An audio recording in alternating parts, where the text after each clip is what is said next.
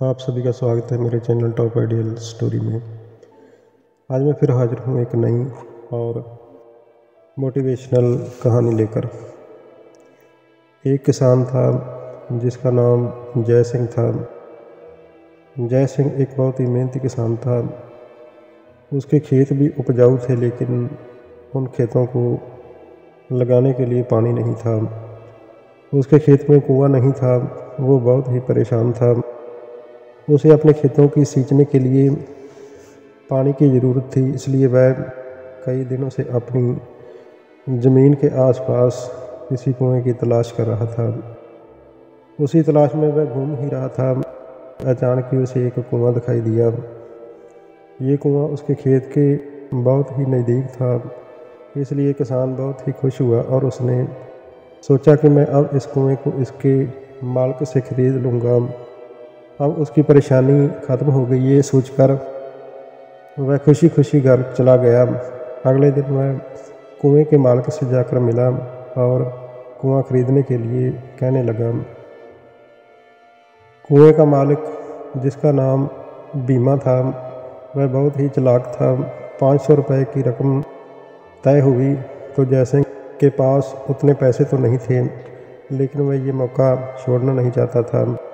इसलिए जयसिंह ने उस बीमा को अगले दिन वह रकम देने का वादा किया और घर की ओर चल दिया। किसान के लिए कुआं खरीदने का ये अच्छा मौका था, इसलिए वह इस काम में ज़रा भी देर नहीं करना चाहता था। घर पहुंचते ही उसने अपने करीबियों और दोस्तों से इस बारे में बात की और कुएं के लिए तय हुई रकम का इंतज़ाम करने में जुट गया। थोड़ी भागदौड़ और कोशिश के बाद आखिरकार उसने वह रकम जमा कर ली। अब वह पूरी तरह से निश्चिंत हो चुका था कि उसे कुआं खरीदने से कोई नहीं रोक सकता। जमा हुए पैसों को लेकर वह फिर घर को चल दिया। उसे बड़ी बेसब्री से इंतज़ार था कि कब रात ख़त्म होगी और वह कुआं खरीदने के लिए जाएगा। अगले दिन सुबह होते ही वह कुआं खरीदने निकल पड़ा और बीमा के घर पहुंचकर किसान ने उसके हाथ पर पैसे रखे और कुएं को खरीद लिया। अब तो कुआं किसान का था, तो फिर उसने पानी निकालने में देर नहीं की और जैसे ही किसान ने कुएं से पानी निकालने के लिए बाल्टी उठाई तो बीमा ने फिर कहा कि ठहरो, तुम इस कुएं से पानी नहीं निकाल सकते हो। मैंने तुम्हें कुआं बेचा है, कुएं का पानी अभी भी मेरा है। जयसिंह ने कहा कि पर कुआं तो मैं खरीद चुका हूँ, लेकिन बीमा ने उसकी एक नहीं सुनी। जयसिंह मायूस हो गया और न्याय के लिए राजा के दरबार में शिकायत करने के लिए पहुँच गया। राजा ने उस जयसिंह किसान की पूरी बात सुनी और उस आदमी के दरबार में बुलाया जिसने वह कुआं बेचा था। राजा का फरमान सुनते ही वह आदमी भागा भागा दरबार में हाजिर हुआ और राजा ने उससे पूछा कि जब तुमने इस किसान को अपना कुआं बेच ही दिया है, तो फिर उसे पानी क्यों नहीं लेने दे रहे हो। आदमी बोला कि महाराज, मैंने इसे केवल कुआं बेचा है, पानी नहीं। ये बात सुनकर राजा भी सोच में पड़ गए। उन्होंने कहा कि बात तो ये पते की कह रहा है कि कुआं बेचा, पानी तो नहीं। काफ़ी देर सोचने के बाद जब इस समस्या को सुलझाने में वह नाकाम हो गए तो उनको 2 दिन बाद आने को कहा। राजा ने अपने राज में ऐलान करवा दिया कि जो भी इस मामले को सुलझाएगा उसे 50 सोने की मोहरें दी जाएंगी। 2 दिन के बाद बहुत ही लोग राजा के दरबार में इकट्ठा हो गए। दोनों किसान भी हाजिर थे और कोई भी तसल्ली बख्श फैसला नहीं कर सका।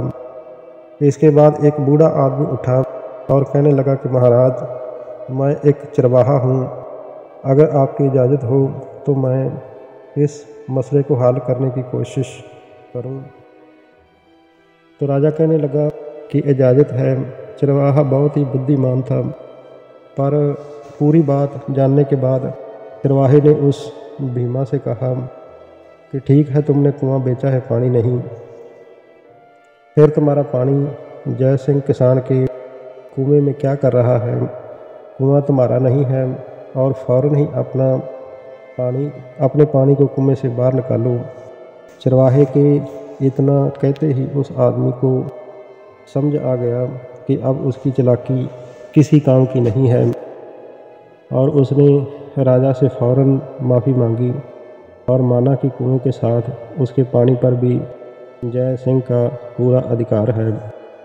ये देखकर राजा ने चरवाहे की बुद्धिमानी की तारीफ़ की और कुआं बेचने वाले आदमी पर धोखेबाजी के लिए जुर्माना लगाया। और इस कहानी से हमें ये सीख मिलती है कि अपने आप को दूसरे से अधिक चालाक नहीं समझना चाहिए।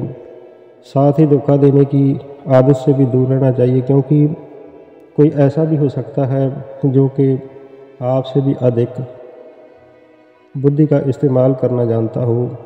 ऐसे में आपका धोखा पकड़ा जा सकता है और आपको अपने किए का भुगतान करना पड़ सकता है, जैसे इस कहानी के अंत में कुआं बेचने वाले बीमा को करना पड़ा था।